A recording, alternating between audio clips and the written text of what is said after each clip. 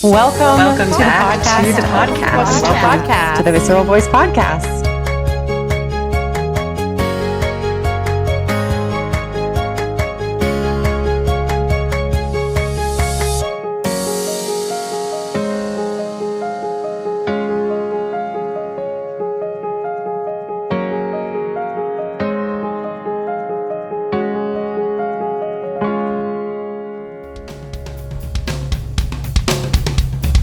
Welcome to the Visceral Voice Podcast. I'm your host, Christine Schneider. Through this podcast, I aim to bring you the most current, up-to-date research on voice science, function, pain science, movement, and everything in between. I am on a quest to learn everything I can about the living, breathing body and its intricate connection to the voice. This podcast documents the continuation of my learning and my experience as a professional singer, a nutritional consultant, a movement specialist, and a manual therapist. Join us as we strive to provide current, knowledgeable, creative, and compassionate information to help you restore, regain, and create happiness and success on your vocal journey.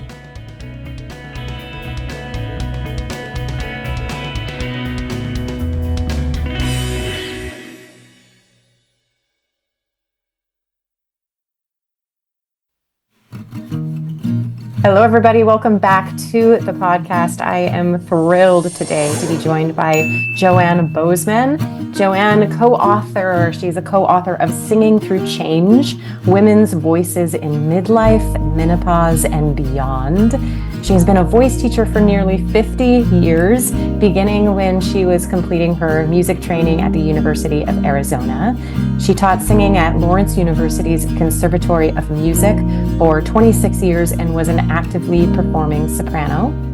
Singing Through Change, which came out in 2020, emerged from her long-standing interest in vocal health and the relationship of hormones with the voice throughout the female lifespan. She presents internationally on the subject for organizations including ICVT, BBA, NATS, and PAVA, and she is a tutor with the vocal health education. Joanne, thank you so much for joining me on this very massive topic we're talking about today.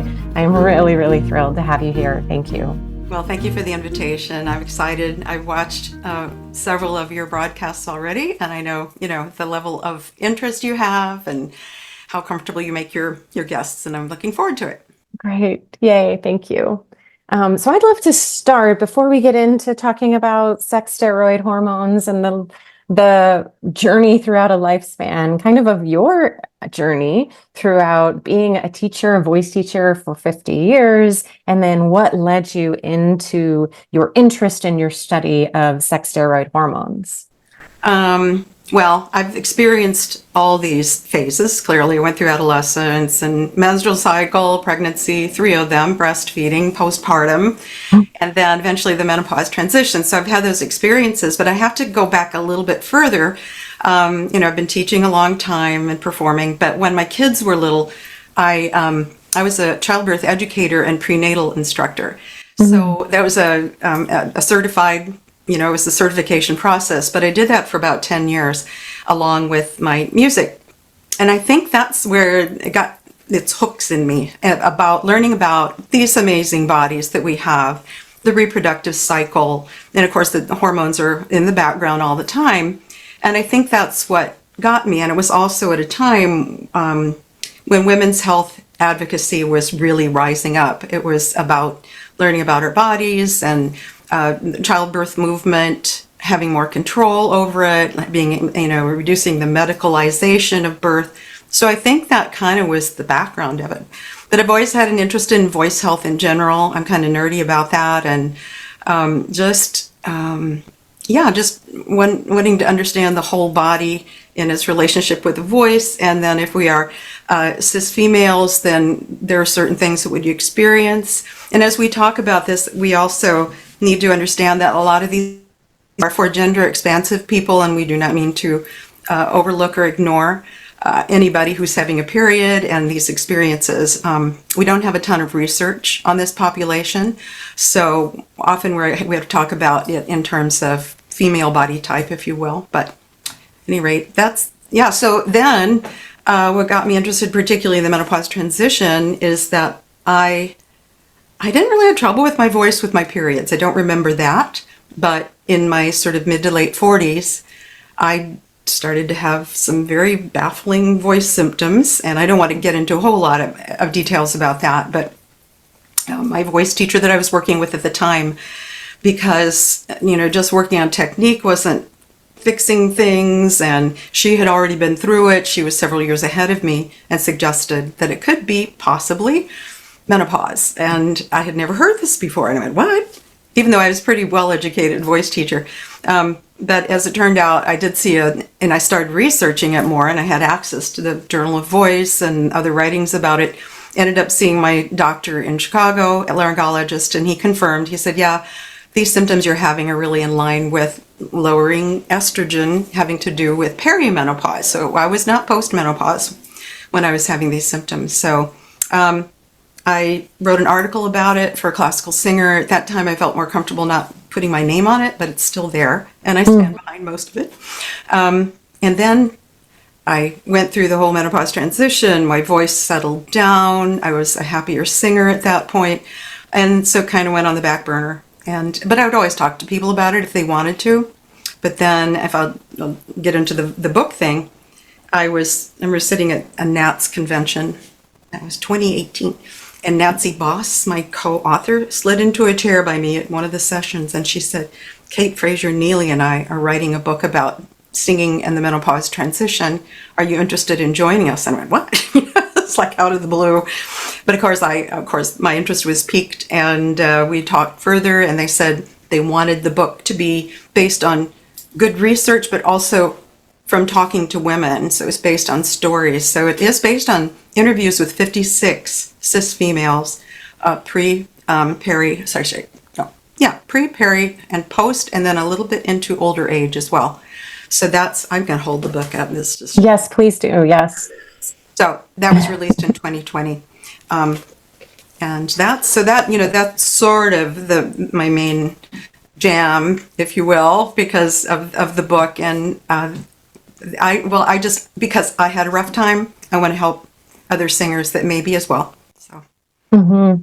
Yeah, it's always surprising to me how little I knew about every part of a journey. I didn't know what it was going to be like when I started my period. I didn't really have anyone talk to me about it. I had no idea until my baby shower what I was about to go through for birth, but my sister gave me a care package for me.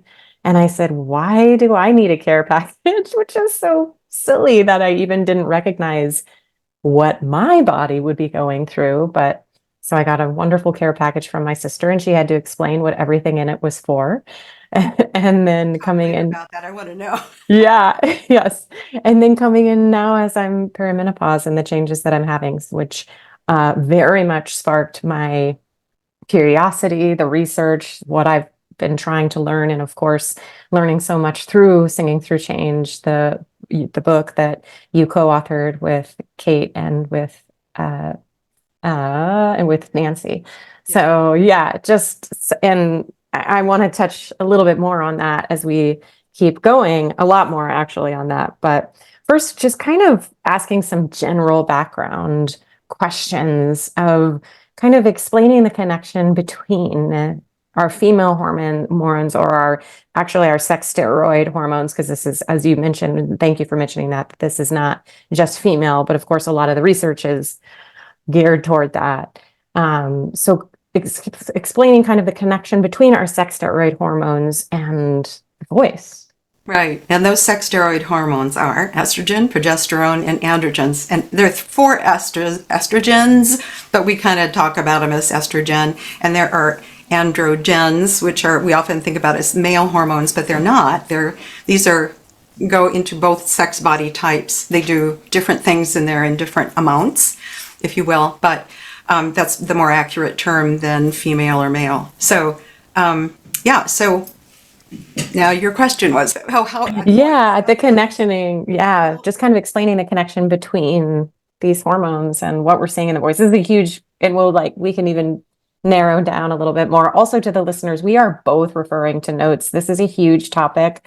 So if we start looking down, that is why you're seeing us look down.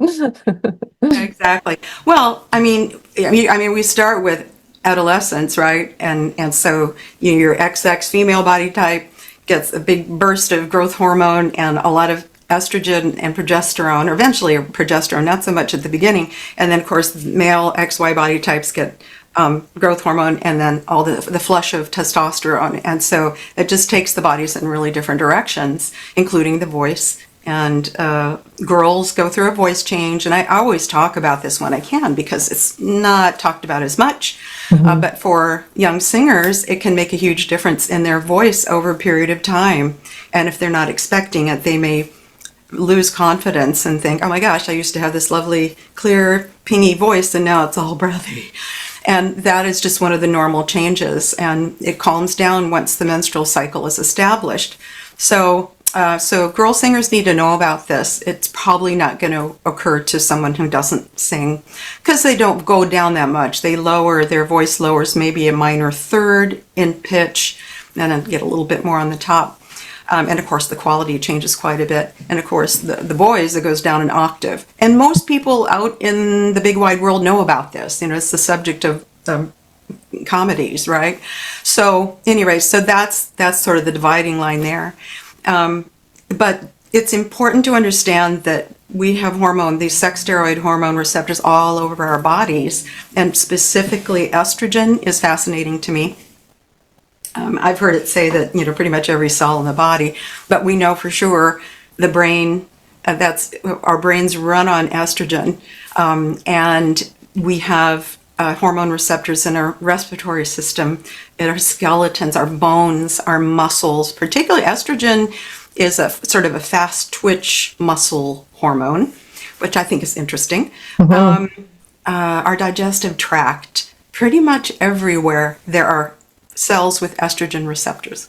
And progesterone is important too because it's important for our nerves. It's actually kind of a calming hormone. It almost acts like some antidepressant type medications, believe it or not. So they are really powerful. And of course, in female bodies, we do have some androgens, or testosterone is just a much relative to estrogen. It's in fact, estrogen actually sort of blocks testosterone, and so we don't see the effects most of the time in our bodies. There are some exceptions. I usually like to mention PCOS in these talks, which is polycystic ovary syndrome. It's relatively common, and in that case, testosterone is higher than normal in female bodies, and so it can actually have effects on our periods, sometimes fertility issues. And I just mentioned that just because it's relatively common, and I want to just acknowledge that. So anyhow, did I answer the question? Yes, absolutely. You definitely did. I did. I have some family members who have congenital adrenal hyperplasia, which impacts hormone and is very rare. And I absolutely am not going to speak to CAH because I am not special. I'm obviously my brother and his family could speak way more on the topic, but it does have to do with hormones, and it made me very interested from when my nephews were such a young, when they were born, because of what the help that they need based on what they're not getting through hormones. So testosterone, I think, is very high in that population. But again, I don't want to go into it because I will probably get all of it wrong, but it just made me so interested in the topic.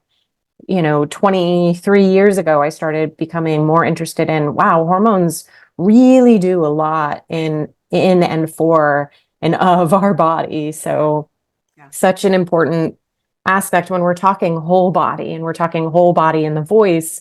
Of course, as a movement specialist and as a manual therapist, we think tissue, and then in psychology, we think the mind-body connection, but we're also this intracellular component of our hormones and implementing that. So it's just so incredible.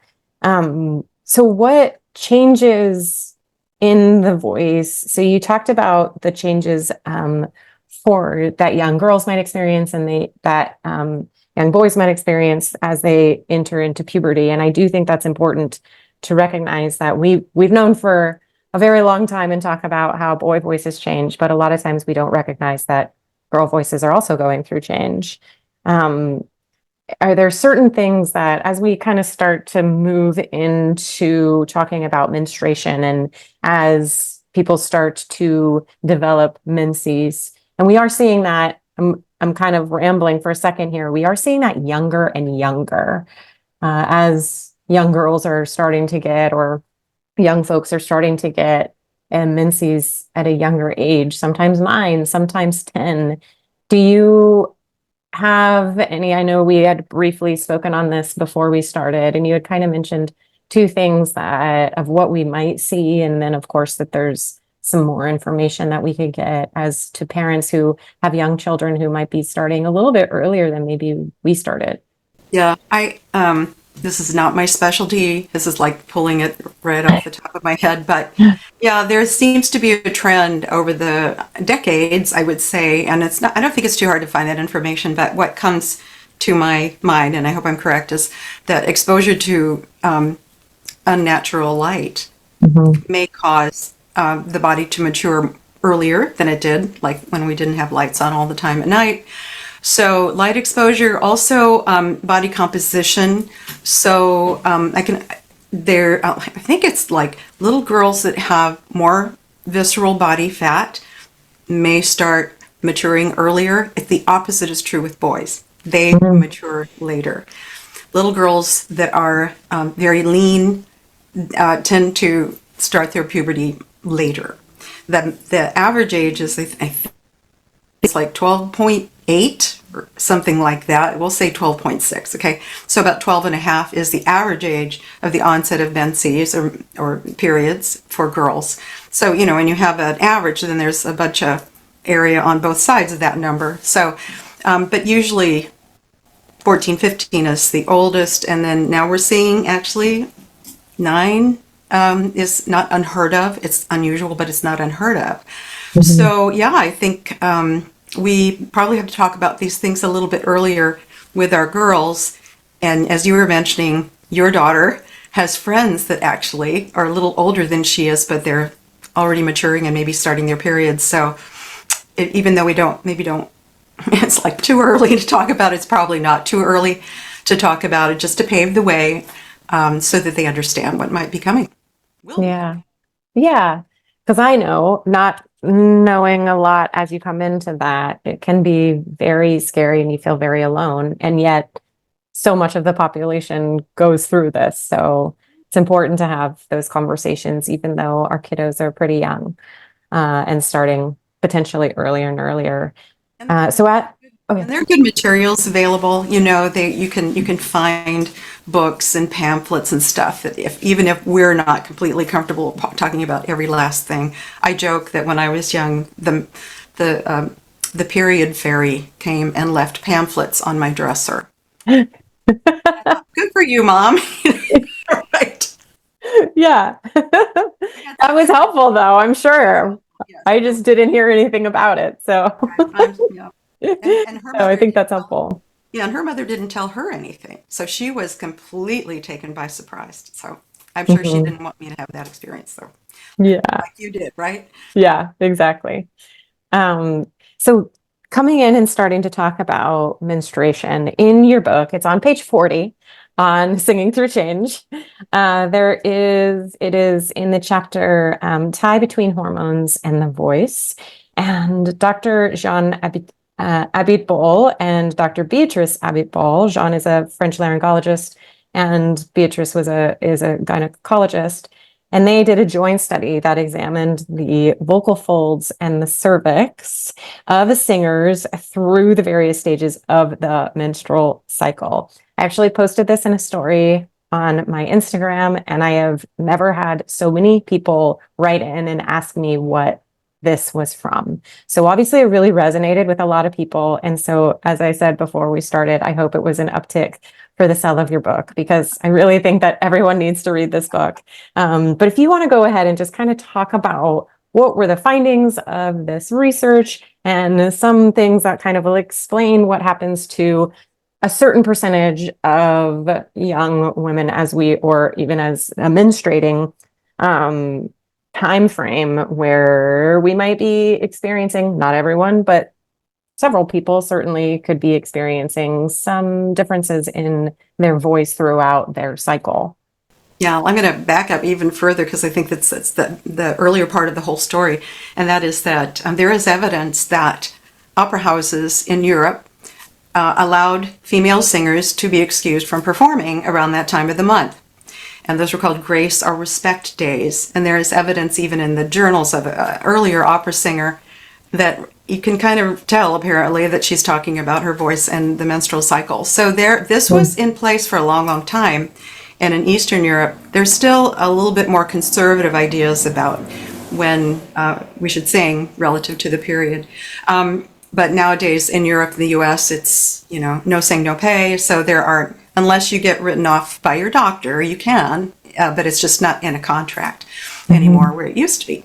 Anyway, so women singers have understood this for a long, long, long time. And luckily we do have research, including Dr. Jean Abitbol and his wife, again, a gynecologist, which to me is such a dream team, It's amazing. The story goes, I don't know if this is apocryphal or not, but that he would talk about his female singers complaining about their voices and their menstrual period, and he tended to dismiss that idea, but he told his wife, and she said, hold on there, Jean, let's, she believed the singers, and so then I don't know if it's apocryphal, but it's a good story. But they did do the research together, duplicating earlier research, but this time they looked at the epithelial tissues of the cervix and compared them to the epithelia, or the mucous membrane covering of the vocal folds. And they just tracked it in these singers throughout the month, and they found that the cells changed very much in harmony. And he presented this research, I think, at the Voice Foundation, and I told Christine earlier that I had a friend who was in the audience for that presentation. I think it was probably in the late 80s or so. And she said when he showed those slides and the evidence there, you could just feel the women in the room saying, no, you'll believe us. So it's very powerful. And then there's been a lot of research in the meantime that backs this up. So let's talk a little bit about, can I go through the estrogen, what estrogen does? Yes, please. I think a lot of this is going to make more sense if we have this, and this is where I need my little notes.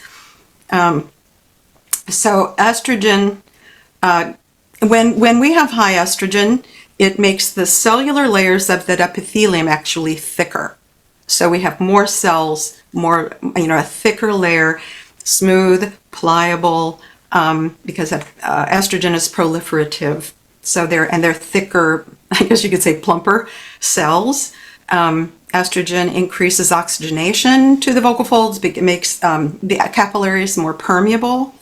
And then, this is really important, it supports the mucus production and those little glands around the vocal folds. And so it makes the mucus more profuse and sort of lighter and stretchier and waterier.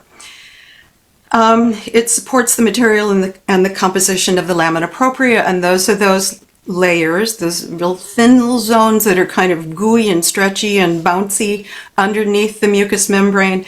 And those materials are elastin, collagen, hyaluronic acid, and that we have in our skin and connective tissues all over our bodies. And estrogen is very important for our skeletal muscles, especially fast twitch, and then our bones. So there's estrogen. Progesterone causes fewer cells of the epithelium. So when progesterone is higher, those cells kind of slough off, if you will. So when progesterone is high, the vocal folds are not as thick.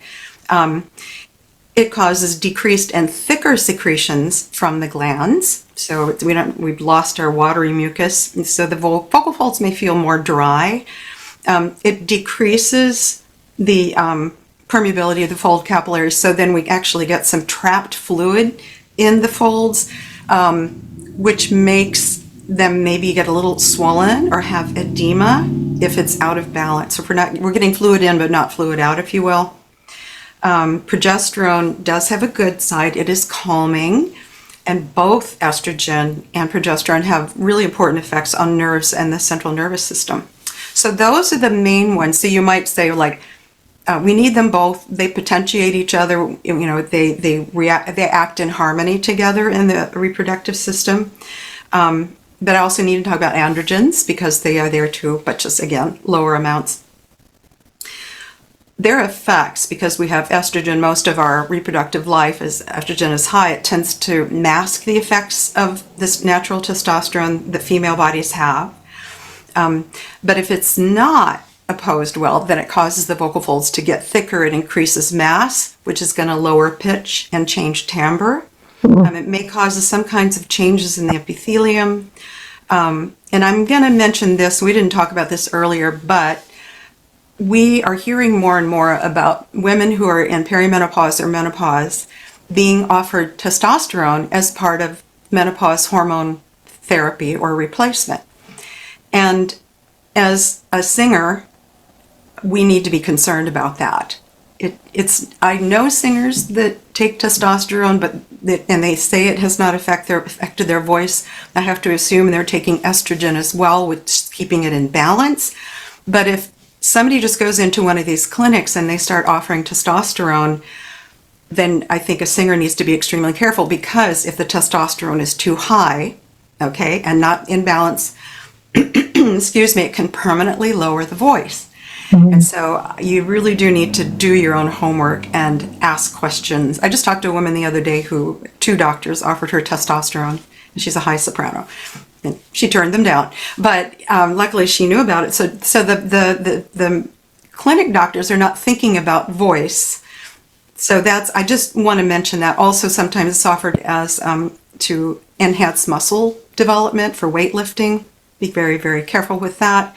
Also, anabolic steroids, which are a different kind of hormone, those can also permanently lower the voice. So I want to mention that while we're talking about testosterone, but typically it's in balance. Until we get a little bit later in life, we'll talk about that. So, okay, so there's that. Let's get back to the period now. When women notice voice changes, if they do, maybe about a third of singers, this is Dr. Abitbol in his research said that about a third of the singers he has treated have these premenstrual symptoms. And can I back it up? Yeah. Okay, back up. Probably the best time for the voice in the menstrual cycle is at ovulation. And you have high estrogen, the cords are probably, the mucosal layer is a little thicker, more supple, lots of mucus. So it's typically good conditions for singing. That's what's reported. But then after ovulation, estrogen goes down, and then progesterone comes up. We still have some estrogen there, but we may have some other effects on the vocal folds. So what the complaints are, and this is called premenstrual vocal syndrome. This is Dr. Abitbol's term, but it's also called dysphonia premenstrualis. There are other terms for it. You can actually, this is related, but women who have GERD or reflux may have more at this time. And we're talking about 4 days before the period starts. So somewhere around in there. And then some of these symptoms may continue but resolve in the first few days of the period. But women report vocal fatigue, difficulty with their upper range. This may be due if there is some edema, if the vocal folds have some extra fluid trapped in them. Change of vocal color, described as muffled, which maybe is a loss of some upper frequencies in the sound. Some women report a stuffy nose, and that's important for singers. And this is probably because, we can retain fluid all over our bodies at this time. And so the nasal passages may be sort of stuffy too. But as singers, we kind of rely on those kind of sensations here. And if it's altered, it may change the way we perceive our resonance. Faint hoarseness, breathiness, slowed agility. So sluggishness, just the voice just doesn't want to move as easily. I had one woman said it felt like she was lugging around a sack of potatoes, trying to get her voice to go. This may be because it's been observed the vocal folds, the TA muscle may be a little hypotonic. In other words, a little sluggish itself. So it could be the vocal folds themselves or how the muscle is behaving. Pitch control problems are mentioned. Dynamic control, softer is harder. And then thicker mucus on the vocal folds. So this feeling of dryness, and that can add to vocal effort. In some women, we can have little enlarged capillaries that are observed on the vocal folds if via an exam. We don't know they're there. We can't see them, but that's another. Vascular changes can be there. Now, I think genre maybe affects how some women experience it, because one woman on our Facebook page, when we were talking about this, she said, "Oh my gosh, I love my voice then. I like that lower, huskier sound." She's a jazz singer, so she loved it. But an opera singer who needs high, soft control may not be as fun. That was probably the most informative however long that was. Probably it's 5 to 7 minutes of anything I've learned a lot on this podcast, but everything that you just said, running through those hormones, I just learned so much. And to the listeners, I hope that you did too, how incredible it is to hear how the hormones are coming and fluctuating through the month. There is a book coming out. Mindy Pelz has a book called Fast Like a Girl, and she's coming out with a book, Eat Like a Girl, on how to eat with and to support estrogen, how to eat to support progesterone, how to eat supporting our hormones through our cycle, whether someone's in menses, whether someone's in perimenopause, even when someone's in menopause. And I'm looking forward to that book coming out, because I'm curious as to, she already mentioned several things of, at least in fasting, which for her fasting book, of going into being able to fast for longer periods when we're in times of estrogen, and not fasting when we're in times of progesterone, like just very much nurturing the body during that time and that calming time of progesterone. But when things might be getting a little thicker, things are starting to, the body is preparing, and in that preparation, just kind of allowing some nurturing to happen along with nutrition. So I think having read a little bit of some of her books and knowing that this one's coming out, it was just an incredible journey to just hear about how those all influence the voice through the cycle.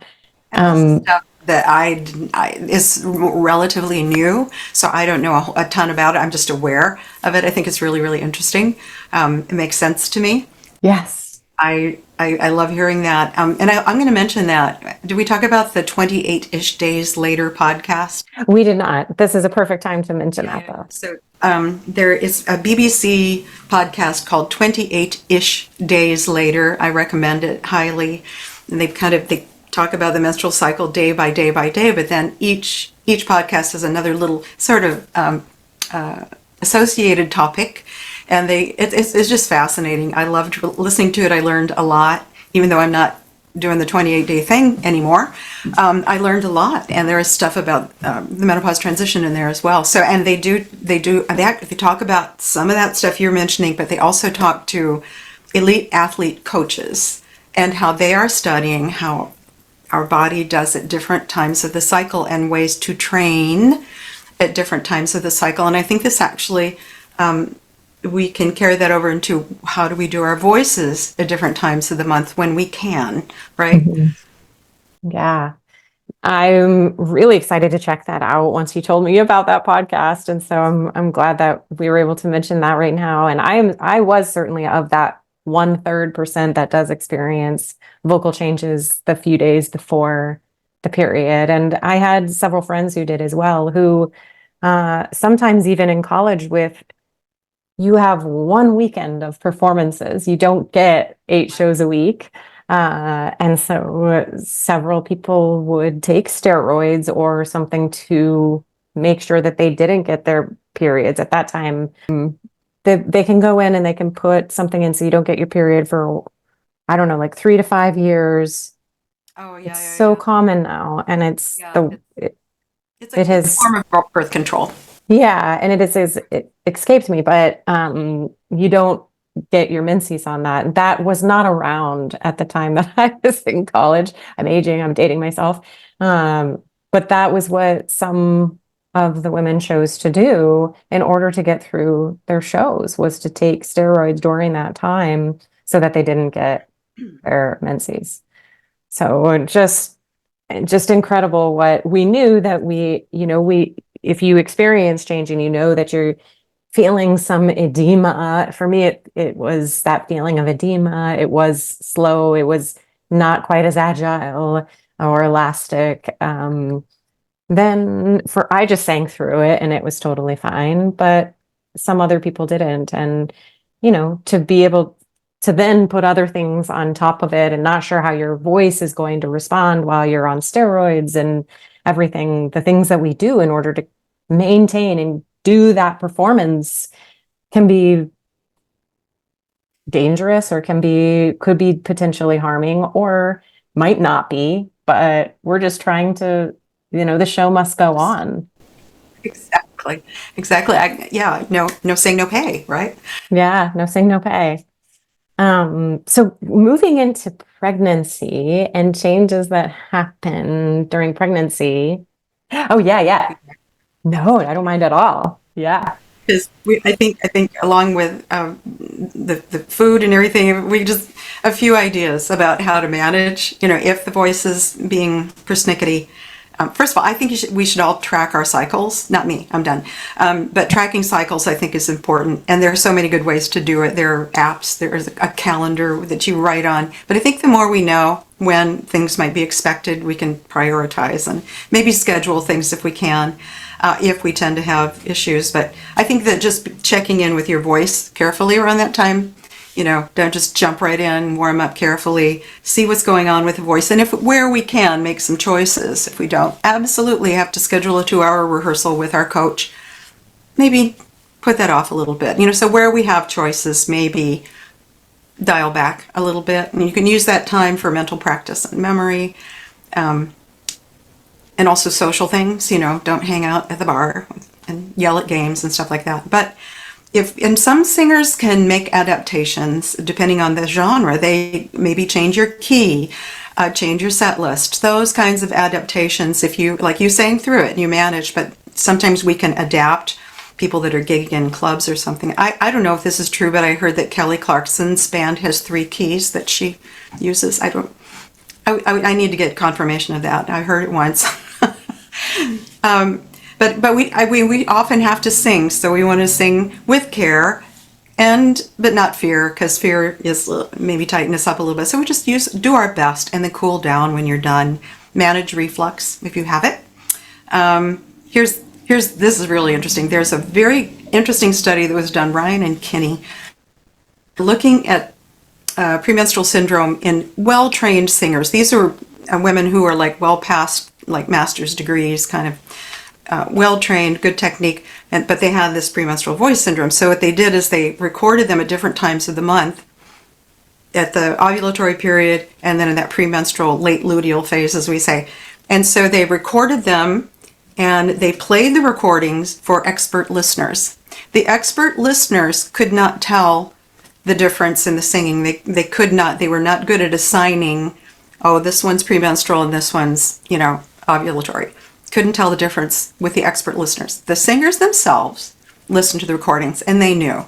They were very good at saying which time of the month it was. So that tells us something, right?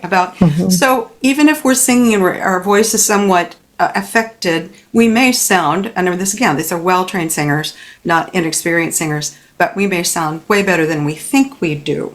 Singers, we are exquisitely sensitive to what's going on with our voices. So I think that's a very interesting study. And you mentioned lifestyle things, mind, body stuff, yoga, body work. Staying hydrated, I think, is really important. Some people might be tempted to take Midol. Is Midol the one that has a diuretic in it and pain relievers? I'm not sure. Dr. Sadaloff says that diuretics do not affect the swelling that we might have in our vocal folds is just going to dry you out further. So to avoid diuretics at that time. And then be careful with NSAIDs, which is just sort of a general issue for singers. NSAIDs are nonsteroidal anti-inflammatory drugs. Those can affect how our blood, it actually kind of thins the blood. You've heard this before probably, right? Oh, yes, I know this one, but the listeners Yeah, and I just might not. mentioned it because at that time of the month, because some women have the little tiny capillaries, if we're taking, and I understand that they're really good for cramps. I totally get that. There's a reason. They're antiprostaglandin, affects the cramps really well. If you can manage without them and take Tylenol, acetaminophen, that's probably a better choice for most singers.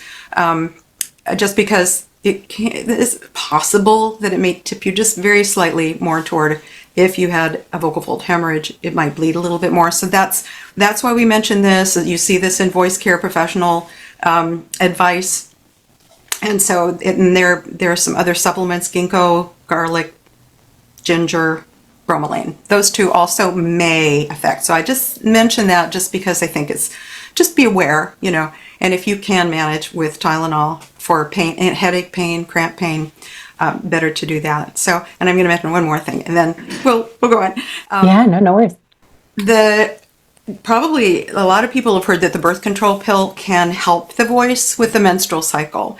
There's good evidence of that, both personal experience, but also some studies that show that current oral birth control pills, they kind of level out hormonal conditions. They even they kind of even things out. So for singers that really have a rough time with this, you could possibly try that. Not everybody loves the idea of taking the pill, but you could try it and see if it helps. Obviously, you got to talk to a gynecologist, primary care, and possibly your laryngologist.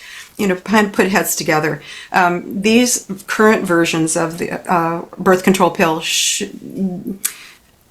decades ago, there were some concerns about the hormones in those pills, but now the levels are much, much, much lower, and the types of hormones are different than like in the 60s and 70s. So there's way, way, way less concern about the effects on the voice. And for somebody who has pretty serious premenstrual voice syndrome, could be worth a try. Again, I'm not giving medical advice here, just saying this is what is an option for some people to look into. That is all so helpful. Yeah, thank you. And on the Kelly Clarkson having 3 keys, I often hear voice teachers for the Broadway community say, you have a Tuesday night performance, you have a Friday night performance, you have a Sunday performance. Figure out what you're doing on each of those, and then that's what you're going to map. So it's almost like these are your 3 keys. Are you going to do your Tuesday performance? Are you going to do your Friday night performance? Or are you going to do your Sunday matinee performance? Yeah, And I've heard that too. Like, is this my 8 shows a week way of singing, or is this I just called in for one show? Right? yeah, exactly. Right. Yeah. Oh, thanks for that. I appreciate that. Yeah. So having, a map for each of those is the point of having a map. And if you're, you're a few days before your period and that you're someone who gets impacted by that, then maybe you're doing your Sunday matinee map or your Tuesday map instead of your Friday map. So, yeah. It occurs to me that, even for opera singers, we can't change the key of the show, but we could change a cadenza, right? mm-hmm. We could, or we're doing a recital, we could maybe shift the key. So we do have some things we can play around with if the voice is impacted that way. So, yeah. Yeah. Great. So moving into pregnancy. Now, before we even actually move in, you had mentioned before we started that you have recently co-authored an article with Philippa Lang and Leslie Childs for the Female Voice. I know Philippa does Female Voice, the Voice at Menopause. And then at some point, it's going to come out, and I would love for you to talk about this. And in this This chapter, you wrote on the voice and pregnancy. Yeah, that was kind of my my assignment. Yeah. So please let us know more about this writing, and then about this chapter of what you learned in your research to talk about the voice and pregnancy and hormone. Yeah, well, a lot of singers sing through pregnancy, and the experience will be different, woman to woman. The pregnancies can be different, but certain things are happening clearly, right? When pregnancy starts, estrogen and progesterone they just go really, really, really high. They're like massively times more estrogen and progesterone during pregnancy than even in the menstrual cycle. So, but they're there to support this fetus and the placenta and everything. So we usually would look at what's going on in trimesters. So we have months 1 through 3, and then 4 through 6, 7 through 9. So the first trimester, the baby is way little. The uterus is way down in the pelvis, so it's not really impacting breathing or anything at that point. But some women are having some nausea, they're not feeling really good, and but the voice maybe have a little bit of edema in some cases, but usually you can kind of get through that time, maybe a little extra tired, and we should deal with that. But the voice usually is not terribly impacted. Perhaps if there's vomiting going on, it'd be irritating, but everybody's a little different in there. But when we get to the middle trimester, the uterus is grown, it's up higher, but it's not really so high that the diaphragm is restricted and it's descent. Usually, you may remember this, sort of the magical time of the pregnancy, energy levels are up, nausea is usually gone, you just get the glow of the mid part of pregnancy, and often the voice feels very, very good. Mm-hmm. And there can be some hormones effect on that. There's a hormone called relaxin that is secreted during pregnancy that may make our voices a little bit stretchier, because relaxin is there to help the pelvic joints to stretch for delivery, but it affects every joint in the body. So, and it may have effects on the laryngeal tissues. We're not really sure, but it could be that the voice will stretch a little higher. That CT joint maybe has a little more tilt to it. We don't know. But there are observations that the voice feels a little warmer, a little richer. I don't know if you noticed that or not. Oh, yes, I did. Yeah. I loved singing through my pregnancy. Yeah. And often, and there's a nice study on this by Catherine Gardner, her doctoral dissertation, interviewed 444 classical singers singing through pregnancy. It's great.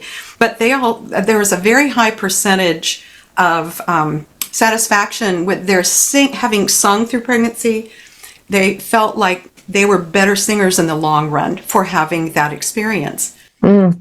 And I know that a lot of them say they learned more about breathing and support having sung pregnant. And I know I did. That was the first time in my whole life that I actually felt, that sort of expansion, because I was a little dancer with tight abdominal muscles.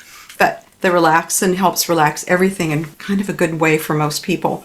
Then, we get to months 7 through 9, and I certainly know about singers that sing all the way through the pregnancy, right? Mm-hmm. It happens, but many may need to make some accommodations. If you're very short, that baby is like right up under your rib cage. If you're tall and thin, the baby is low, maybe is less of an impact. But singers can learn how to sing, breathe a little differently. The rib cage will expand. You don't lose lung volume when you're pregnant. It just moves a little bit. So, and singers say I have to breathe into my back, maybe more up into the upper part of my ribs. That low abdominal expansion is not going to happen because there's a baby there. So the breathing maybe get more difficult later on. You just have to breathe more often. Understand that's good for the baby too. And we don't want to get dizzy. So, but also I think that's the time where singers may need to advocate for themselves. Like, I need to sit down during this staging rehearsal, thank you very much, or during this lesson or this choral rehearsal or concert. So sitting might be necessary. Because balance can be off with those wobbly joints that we get. Mm-hmm. Staging we need to advocate for better, more safe staging when we're later in pregnancy. Super high spike heels, rake stage may be more difficult. One woman said they wanted to put me in spike heels and have me climb a ladder, and they just said I can't do that. So yeah. I think she was excused from the production, unfortunately, but Mm. she advocated for herself and was safer in the long run. So those are things that we can educate those that we're working with, our stage director, our choreographer, and maybe even our costumer, right? Because sometimes costumes are extremely heavy, or that footwear issue. So, but then baby comes, and then a lot of people say, well, when can I start singing? We don't have a lot of research on this. Dr. Sadaloff, and I think he's often thinking of, the operatic type career. He advises that ramping up regular singing practice should be delayed until 6 weeks or so after the Mhm. baby is born. Things need to come back to their former position, right? The pelvic Mhm. floor needs to recover. The abdominal muscles have been stretched out. They need to come back to midline, and just regain their strength as usual. So starting around 6 weeks, I think it's not a bad way to think about it. And then ramping up gradually. There's a great deal of weight loss that's happening that changes our whole the way we relate to our body and our voice with the weight loss issue that's happening usually. And just familiarizing yourself with this voice can take some time. So his suggestion is any major performance should be delayed until no earlier than about 12 weeks after the baby is born. So it's about 3 months, the end of the fourth trimester, so to speak.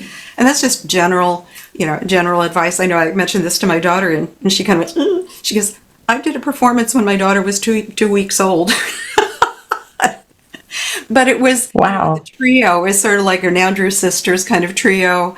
It wasn't an opera. I said, well, you were probably good for that, but we have to be realistic. But I think in general that's pretty good advice to be aware of. Yeah, I do too. At least in my own, with my own personal experience of childbirth, um, and pregnancy. A huge part that I didn't know is that for several weeks I would continue to bleed. I did not know that. That's part of what my sister's care kit was for. And so you're continuing to heal, your body's continuing to flush. And then depending on, I had a lot of stitches as well. So with, I think I went back to work 2 weeks after having my daughter. It was not the smartest decision I ever made. I went back to my manual work. I didn't sing 2 weeks after, but I did do manual work. And it was very challenging. I went back way too soon. My body was still really trying to heal.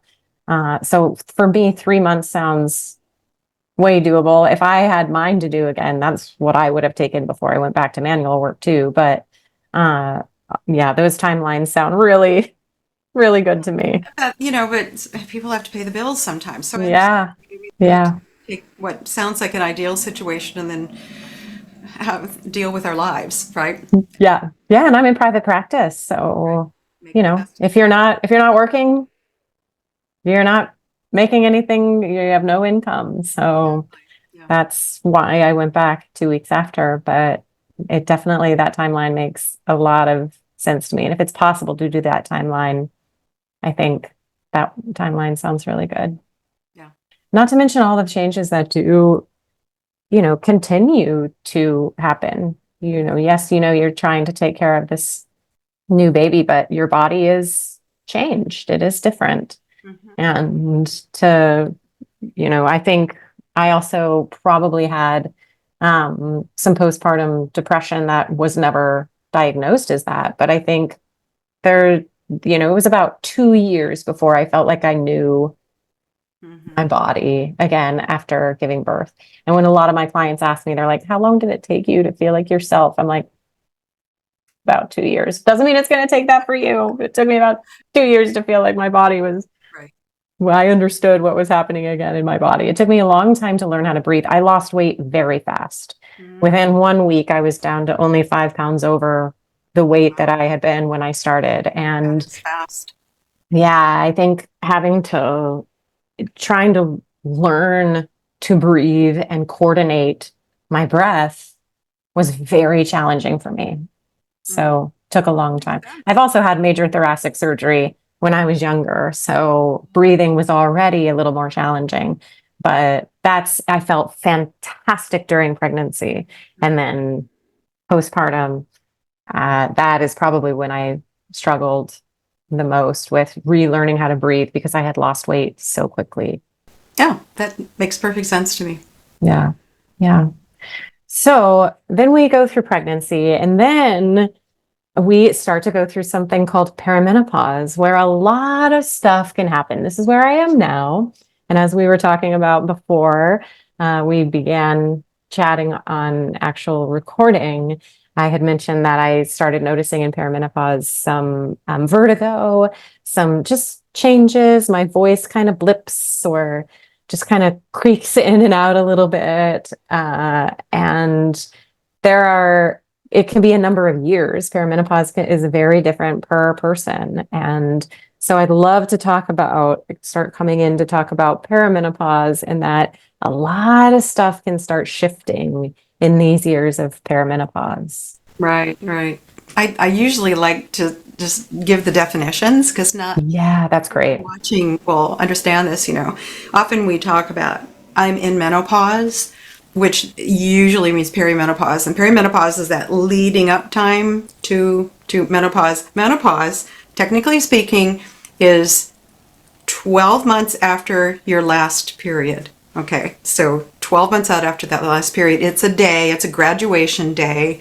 And once you get to your menopause day, then you are post-menopause. So menopause is actually a day, but we use the term a little more flexibly than that. But I think it's probably more accurate to just say, I'm in perimenopause, which is that lead up time up to that last menstrual period. But we don't know that 12 months have passed until we live it, right?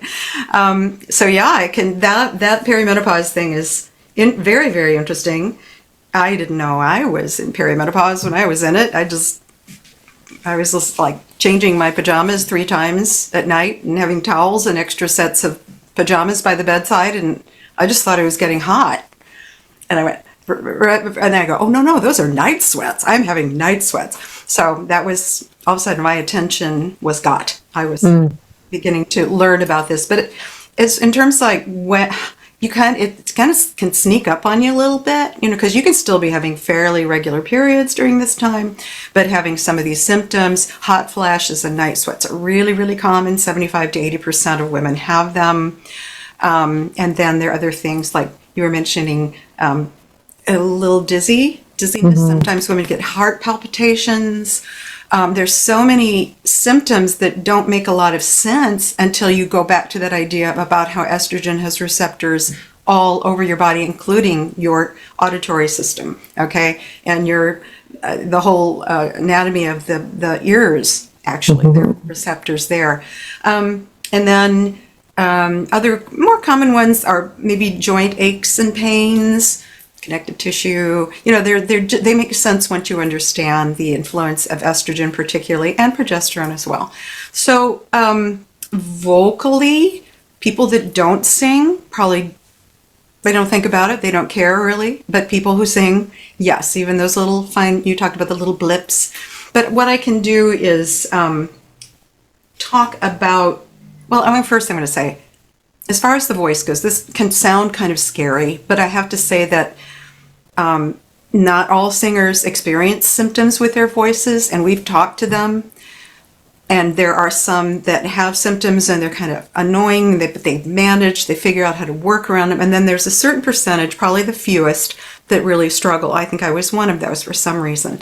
But it's a variable experience from nothing to right? But it kind of mimics the menopausal experience in general, I think. Because there's some women, like we said, maybe 20% that they go through this, they stop menstruating, boom, they're done. Nary a hot flash, and that's their experience, and it must be something genetic or something. And and then there are some that they just have annoying, they're not feeling their best, but they function. And then there's some that really have a really difficult time with their menopausal symptoms. So, and I think singing may mirror that to some degree. I don't have scientific proof of that, but it's just kind of an observation from talking to women. But anyway, we don't really know I think you had asked me earlier, like, well, what symptoms vocally go with perimenopause and which go with postmenopause? I don't think we have that information. We have a list that are reported and doctors have reported on and observed, but I don't think anybody's ever sort of broken them down, peri or post. I think it's a really interesting question.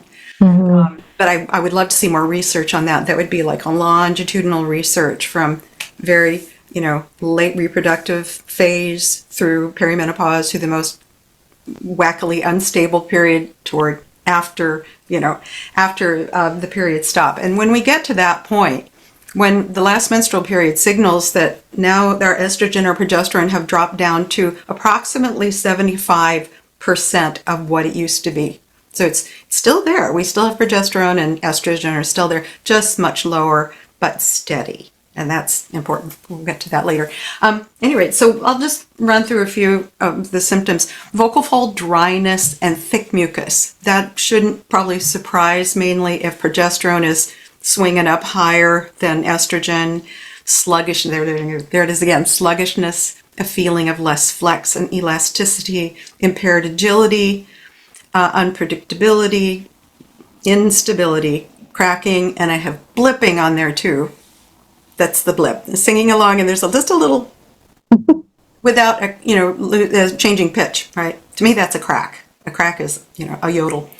Lowered upper range, this is very common, and or just feeling uncomfortable singing in what was usually a good tessitura for you. I can use myself as an example. I sang the Mozart Requiem a lot, but I remember this one performance about that time where I'm singing the Mozart Requiem and just feeling like, this is such a slog. Oh my God, this is hard. Where it wasn't before. And it was just like, I'm just not happy in this tessitura with this piece that had been a good sing for me. That was my experience. Let's see, vocal weakness, breathiness, a loss of power, vocal fatigue, and I just got to make sure I'm saying this now. These are symptoms that are reported. Again, some singers never experience any of them. Most will not have all of these. I would say, I don't think anybody has all of these symptoms, but they're just kind of, they're brought up. Difficulties in the passaggi, registration transition points. This is a weird one. Pitch insecurities, but we also have that with premenstrual, right? Pitch insecurities, flatting is often mentioned. It's never sharpening, it's only flatting. There's something about pitch just wants to fade a little bit. And we don't know how it's happening. We don't even notice it until we maybe go check our pitch on the piano. So that's something. Change of timbre, loss of clarity. Now, a lot of singers like this next one. Gain of lower range, like, oh boy, now I know what my chest voice is really like. For some singers, this and getting more notes on the bottom, and this is probably the vocal folds are probably getting a little thicker, increased mass. So that can be a welcome occurrence. We have a quote from a coloratura soprano who said, "Oh, I could sing torch songs now," and really happy about that. So again, there's a range. There's quite a range in that. If you look at the average, it's not that much lower, but if you look at the extremes, then yeah, it is going down. And of course, that would be emotionally concerning about if you feel like your voice is changing and it's not something you're doing, right? It can be confusing, especially if you don't know that there may be a connection with your hormones, right? Fear of performing, loss of confidence. There's a really nice study that Martha Elliott did that's in the Journal of Singing where she asked these questions. And feeling kind of lonely, particularly if your colleagues are doing just fine and you know that you're all doing the same thing as far as perimenopause and they're singing like a dream and you're struggling somewhat. That can feel weird, kind of isolating. But I hope the more we talk about this and normalize, and we don't do the self-blame thing, like I'm just a terrible singer, but understand, no, my body is doing this and my voice is changing somewhat. So at any rate, those are some of those symptoms that are reported, and I probably the most common would be the range changes and maybe timbre and loss of flexibility. So that once I put those at the top three.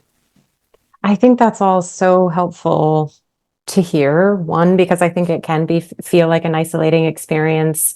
And once I started reading your book, I've actually had a few of my clients come in that I was able to ask, um, do you know if you were perimenopausal because of some of the experiences they were having? And they're like, I am. And then I said, it's very possible that this is hormonal.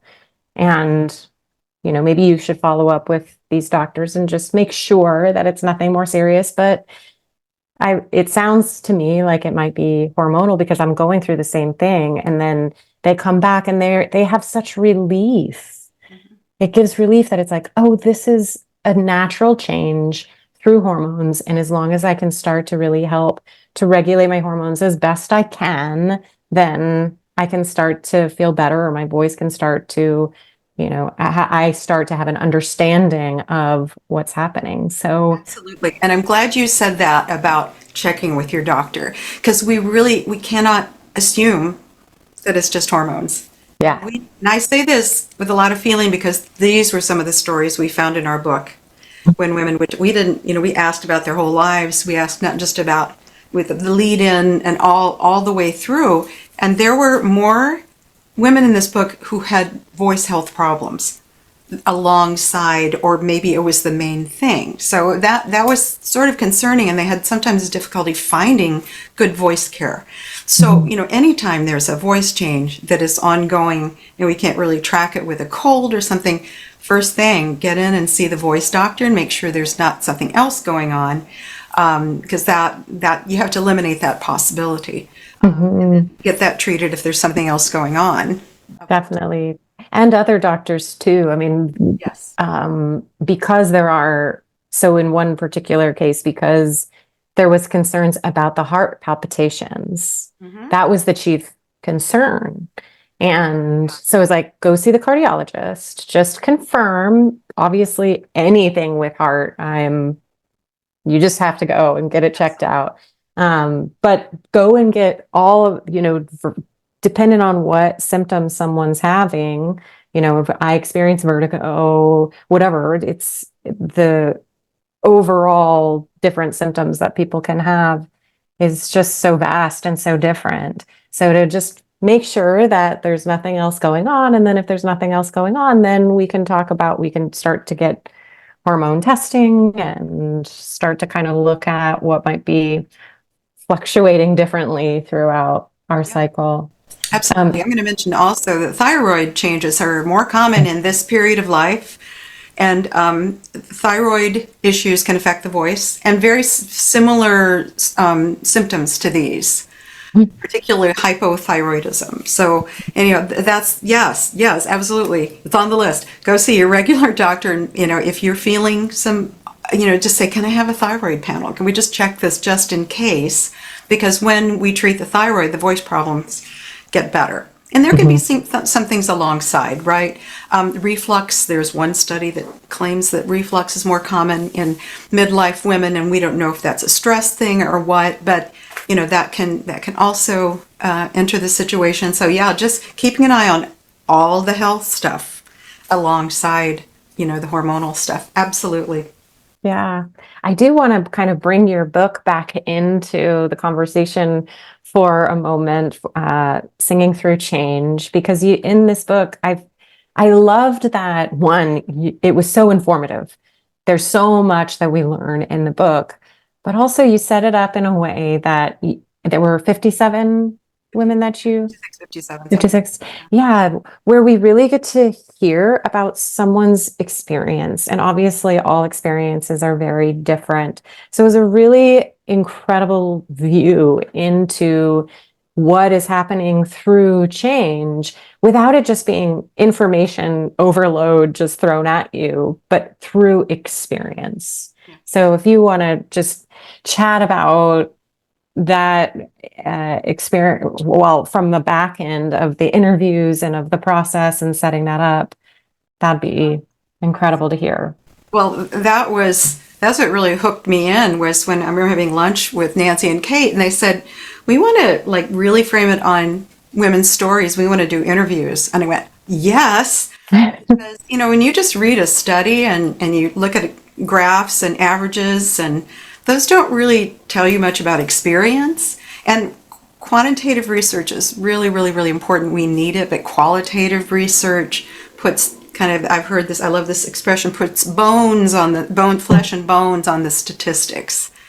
And then I would like to think that good qualitative research is going to point quantitative researchers in certain directions. Say, oh, this is very interesting. We need to learn more about this when we're listening to anecdotes, case studies, and so on and so forth. So that's what really got me hooked in. And man, when we learned about these lives and midlife, when usually menopause happens, is a really hugely important time. It can be highly stressful in certain ways, but that's also, we have, the high points of accomplishment and career and so on.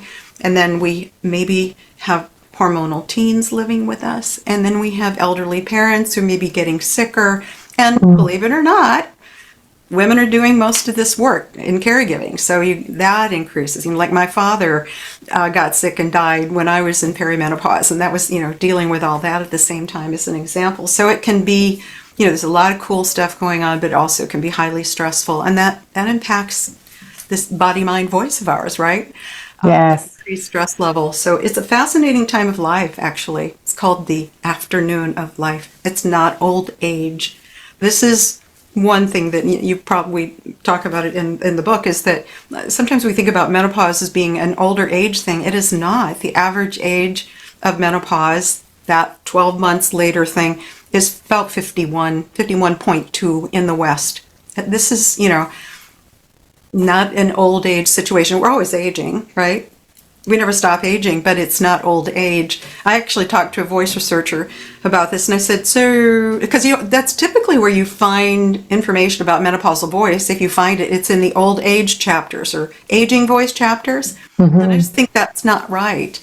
And I said, so when does aging voice study start? What age would be considered an older voice? And he said, 65? Like more than 10 years off, right? Yeah. Because menopause can happen, the range is 45 to 55. Yep. In the average 51. So anyhow, I think this is really important. Yes, I do too. I think that's a really important point too, is that it's not older age. Right. Amen. Another thing, well, with the book, having a lot of it be experience too, I think that when it does kind of hone in on the information, it's just, I remember more from this book probably than any other book that I have read, because one, you're hearing experience, but then when you bring in the research, it just lands differently than if a book were solely bringing up research. And another thing that really hit me, I had talked about the research that Jean and Beatrice Abibol had done, but another thing that hit me is the name hysterectomy, coming from female hysteria, and which absolutely made me start changing it to uterectomy and changing kind of how I voice it and word it. When I read that in the book, we don't often know where words got their beginning. And that was another one that really hit home for me, was hearing where the word hysterectomy came from. That's a whole big subject. Yeah. Medical terminology of female body parts, and that's a big one. There's a whole crazy history of what, and this is where my little feminist comes out here. How the uterus is supposedly the crazy making thing, and it moves all over our body at different times. And I mean, it's like, who made this stuff up? A lot of ignorance. And it also makes me, and I have read, now I am going off on a little bit of a tangent, just about how women have been taken care of, maybe not taken care of, but how women are treated in the medical scene. And, over the years, it's been some very sad things, and women It takes longer for women to be diagnosed with certain conditions. They tend less to be believed. Our symptoms are different, and not until the 1990s, National Institutes of Health mandated in the 1990s that females be included in medical studies. If you're going to get funding from the NIH, you have to have females and also racial ethnicities, minorities in these studies. In the 1990s, so the data, we don't have that much data considering. Now, some of the reasons they didn't put women in, they were worried about a fetus being affected by medications, and so I totally get that, but still, they was very neglected. We've been neglected and not heard. Oh, okay, that's all I'm going to say about that. Yeah. Well, I hear you. And we can look back on even imaging of when women would give birth. And if you look back on pictures, before, I don't know, the 1970s, I don't know how long it went back, where there would be bracing and holding and a spouse wasn't allowed in the room. And, they're completely held down. It's horrifically powerful looking back at those pictures. That's what I'll say. And I think that's also why when we asked our Facebook page, once I was going to be talking to voice teachers about this subject, younger ones, and I said, what's the most important thing? What do I need to tell other teachers, younger teachers that haven't had that experience, and they just, the first thing most of them said was, believe us. Believe what we're saying about our voices, because we may sound okay to you, maybe particularly to a younger teacher. And they'll say, oh, you sound fine. But we know our voices. And so if you're saying, oh, you sound fine, there's nothing wrong, then it's kind of a gaslighty thing to do, right? So I thought that was really a very interesting response. I think that's a very powerful response. We can learn a lot from Believe Us. So coming into menopause, we've gone through the 12 months of no menses, and then we get to the day of menopause. And then we are post-menopause. Right. So we'll discuss if we can move into post-menopause, kind of what do we start seeing in that post-menopausal. You had mentioned that you yourself, as you became post-menopause, the voice leveled, evened out, and am I saying that correctly? Felt better. My voice felt better. Yeah. So does a lot of what we experienced in perimenopause then just start to settle once we've gone into post-menopause? Is that true for a number of people? I feel comfortable saying that. We don't have this longitudinal evidence of it, but again, it might mirror what our, thank God, most women don't have perimenopausal and postmenopausal symptoms the rest of their lives, right? The body somehow reconfigures how to live in a low estrogen and a low progesterone environment. Thank God. So, most women do not have hot flashes the rest of their lives, and their joints may start to feel better. So there's something that's going on, this neuroendocrine transformation. There's something that transforms. So, and then we have this, we're not having periods anymore. Our bodies are different. Maybe our brains are probably different. And then so you're living in somewhat of a different body at this point, different body and brain. And my curiosity is that might this not be true for the voice as well? And that was my experience. My voice was so unpredictable and untrustworthy feeling. And I just thought, okay, well, this is it. I taught, I did my thing. And I did keep singing. This is important. Keep singing, no matter what. Keep the voice going, keep it as fit as we possibly can during this time. But then I would say maybe 2 years after my last period, so I was like 1 year post-menopause, I started catching myself going, oh, it's not doing that thing that it was. And I just found myself gradually realizing my voice was stable. And I lost that fear, and I actually began to perform again. Now, a lot of women just continue performing. I stayed away from it for a while. That was me. I had, I think, particularly challenging time. But then later on, it felt better, and I wasn't looking for it. I was not looking for that. I wasn't expecting it, and then it happened. So that was my case study. But then as we interviewed these singers, we're going, oh, okay, it's not just me. There are, women that are saying, okay, once the hormones calm down, there are experiences like that stability I mentioned. It wasn't this kind of week to week, day to day kind of change.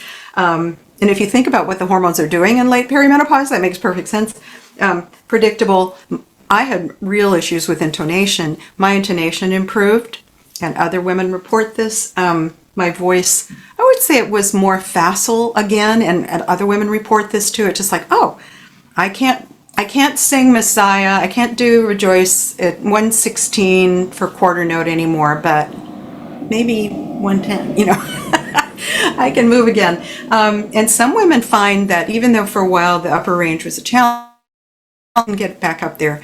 I still maybe have some high notes. I maybe don't live in that neighborhood all the time, but I can stretch up there. I think it's important to continue to stretch the voice as high as is comfortable. It's good for the lamina propria, according to Ingo Tietze, to do that. But also I think my voice changed color a little bit. I think it got a little bit warmer. I think this happens, and I'm going to give you some quotes because I love them so much. Sometimes you learn that you maybe want to sing different kind of musics. It's like, okay, maybe I want to explore this right now at this time of my life. And I love, well, I'll just read them and you see what you think. My voice has a more interesting quality. It has more emotion now. And this is not unusual to hear this. I gained richness in my middle voice. And then I mentioned the coloratura that is going to sing torch songs. And then I love this. I'm more relaxed about performing these days. I'm not concerned about being perfect. It's about communicating. So it's like this kind of postmenopause kind of moxie. Like, I don't care. I'm going to sing and communicate and do my best for you and not get too about some kind of perfection. So we heard enough of these kind of stories and continue to, that I think it's probably safe to look forward to that once things have calmed down. Now I'm going to backtrack just a tiny little bit. There is one study, I think it was Elliott's study, that said that 48% of the women that responded to her survey said that their voice symptoms began within that 12-month period after the last period. So that of the hormones somehow brought on some symptoms. But what we don't have is that longitudinal thing. Like, let's check back in a year or two and see how you are. And that would be, if I could have my dream study, it would be a longitudinal study of singers over that whole span. And really tracking voice symptoms and see how they go for them. Yeah. I hope that we can get that kind of research. That's sort of what I'd love to kind of bring it in as we start to bring the episode to a close of where would you hope from here, off of everything that you and Kate and Nancy learned from creating the book and all of the individual research you did through your own experience and continue to do and learn. Where do you hope that research goes? Well, luckily, there is, like I mentioned, Dr. Philippe Alain in Spain, who is doing some good clinical research, good solid voice science is there. So some of that's going on and will continue. I'm going to see her at PVOX soon, and I will pick her brain and say, what's next? But yes, I think we need continuing research, also applying that research to everyday working conditions. I know that she would like to, and I have this kind of on record, it's like, women can get some accommodations for their periods now, right? In Spain, they can, like maybe take, without penalty, taking days off work if they're very uncomfortable with their periods. And it's like, how might that play out in singing world? How might that, without adding to stigma? I totally understand. There's ageism, there's sexism in our business. I don't want there to be this sort of menopause, like everybody's voice is going to fall apart, because it's not true. But if a woman is needing to reconfigure it, I just made a word, reconfigure or recalibrate her singing at a period of time without losing contracts or something. I don't know. That's not my singing world, but I do understand that people need to perform to make their living and so on. But if we could maybe normalize it a little bit more and say, oh, okay, yeah, I would love to hear many singers talk about their experience with their voices. We don't hear those stories very often. There were a few opera singers that talked about it in the 90s and post experience, totally get that. So that was kind of a window opening into the subject. Kathy Mattea, Dale, you know who she is? She did several interviews, like with Rolling Stone and NPR, where she talked about her experience with her voice over this period of time that are so engaging, so moving. I really appreciate her being so honest about what she went through with her voice, again, after the fact. But it kind of explains why she took some time off and didn't record for a while. And then she came back. She relearned her voice. I would love this kind of thing. Even if singers, don't identify themselves, that's okay. I don't mind. It can be, but the more I think we learn from each other's experiences, the better. What if a woman just said, HRT really helped me. I got on estrogen and my voice felt a lot better. I don't think that's cheating, but maybe that would explain some things. I hear some singers and I go, that sounds like a really well estrogenized voice. I'm just curious about whether that's part of the way they're living through that or not. I just think there's more to be learned. I respect women that do talk about it. I know Victoria Clark did in the New York Times. Love that she explained what she went through. And then, of course, she comes back and wins her Tony, but with a little bit of a different voice a few years later, right? So I would welcome that. And I talk to singers as much as I can to hear how they're managing and different genres of music. How do we, particularly maybe for classical singers, cross-genre training is really helpful. Really helpful. Because I think classical singing is a pretty narrow gauge kind of way of singing. I'm oversimplifying a lot, but I think when we do real full range of motion kind of singing, top to bottom, breathy, clear, straight, long phrases, short phrases, talky phrases, there's so many different things we can do with our voices, more nya and the sound, floaty versus, so I think the more we can play around with the voice, we can find our way through. I said, yes, I'm all about the play. I work with a lot of the beatboxers who use their voice in such extreme ways and to bring some of all of these different areas and ways of playing. So before we head off, you mentioned the podcast 28-ish days later. Also the work that Philippa is doing. And then before we began, you mentioned a website, Women Living Better.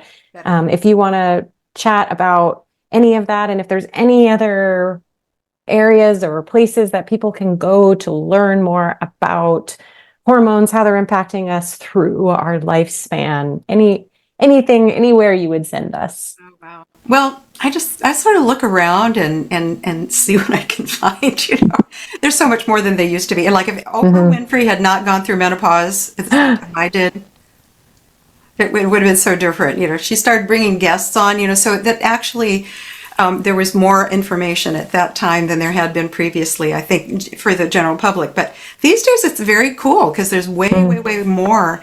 There's things like, I think for good basic medical information, the North American Menopause Society, NAMS, or the Menopause, I think it's called the Menopause Society, but if you look up North American Menopause Society, that's a really good place to start. They have some really good position papers like on HRT.